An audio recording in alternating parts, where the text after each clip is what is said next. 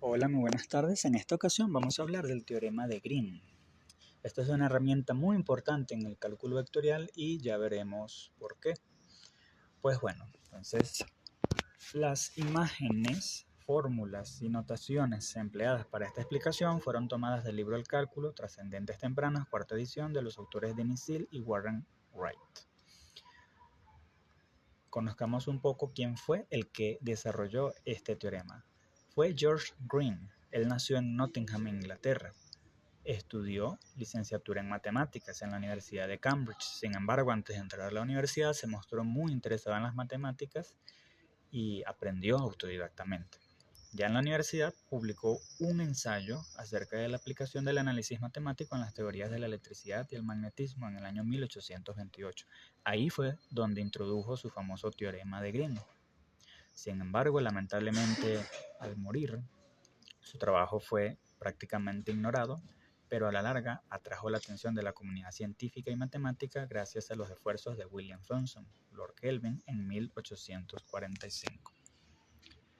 Bien, entonces, pues el teorema de Green se presenta como una herramienta, ¿sí?, que relaciona una integral de línea alrededor de una curva cerrada, simple, suave por partes, con una integral doble sobre la región acotada por dicha curva. Si tienes un poco de dudas con la terminología que se está empleando, te invito a ver el video donde explico eso detalladamente, sobre regiones y curvas.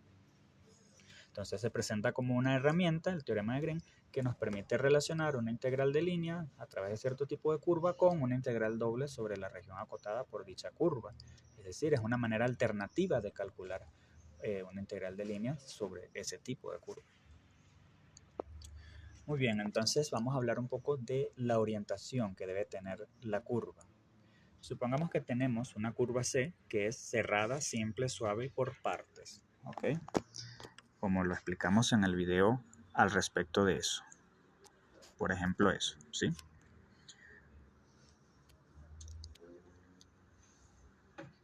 Ok, entonces esa curva va a limitar a una región y esa región va a ser simplemente conexa. ¿Ok? Muy bien.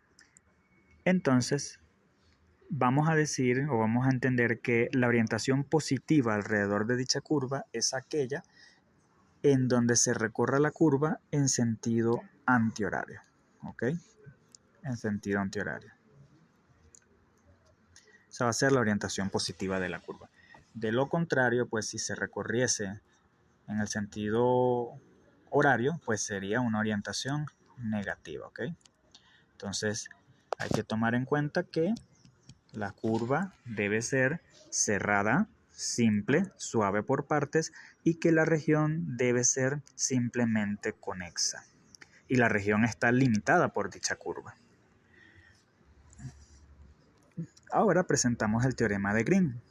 Pues bueno, supongamos que tenemos una curva C que es cerrada, simple, suave por partes, con una orientación positiva, como lo acabamos de explicar, y que dicha curva limita a una región que es simplemente conexa. Entonces, si tenemos a P, a Q, y a la derivada parcial de P con respecto a Y y a la derivada parcial de Q con respecto a X, y si son continuas sobre dicha región, entonces se puede aplicar la siguiente ecuación, que es la ecuación del teorema de Green. Entonces podemos ver que esta ecuación nos relaciona aquí a la izquierda una integral de línea sobre la curva C con las características antes mencionadas, cuyo integrando se compone por la suma de funciones de dos variables P y Q, que deben cumplir que sean continuas en la región R. ¿Ok? Entonces nos relaciona esa integral de la izquierda con esta integral de la derecha, que es una integral doble sobre la región R que se está estudiando con el teorema de Green. ¿Ok? Y el integrando de esa integral doble va a ser la diferencia de las derivadas parciales de Q con respecto a X y de P con respecto a Y, que también deben ser continuas sobre esa región. Entonces, si se cumplen esas condiciones, se puede plantear esa ecuación, que es la del teorema de Green, la cual nos permite calcular, pues, calcular esta integral de línea como una integral doble sobre la región estudiada y sobre la curva estudiada con las características antes mencionadas. ¿Okay? Entonces, esa es la ecuación del teorema de Green.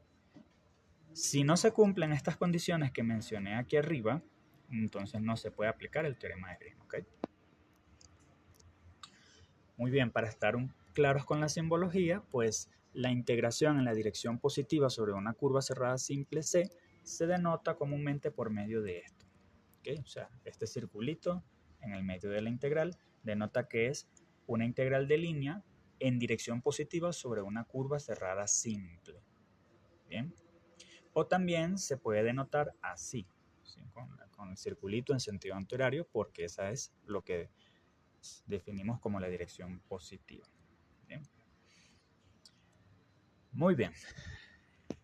Ahora, el teorema también se puede aplicar para regiones que no son simplemente conexas, es decir, regiones que tengan hoyos, es decir, regiones múltiplemente conexas.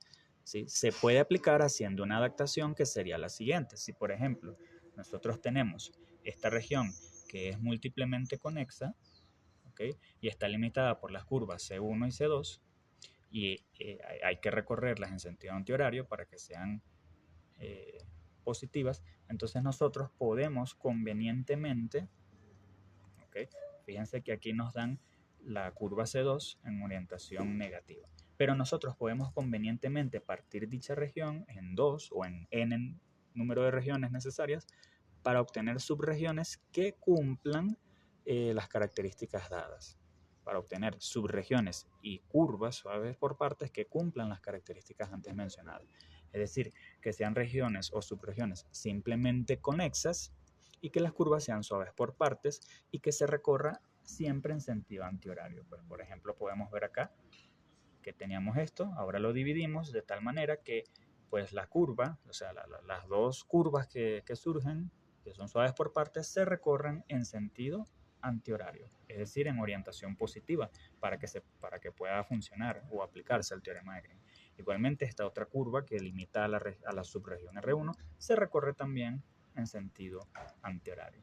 Ahora, aquí analíticamente, pues lo que diríamos es que el lado derecho de la ecuación del teorema de Green, ¿sí? Que es la integral doble sobre la región R, pues esa integral se va a partir, así como la región se partió en dos, pues la integral se va a partir en dos subregiones en ese ejemplo, o en n número de regiones según sea necesario, se va a partir de manera conveniente para obtener esto en el dibujo, ¿sí?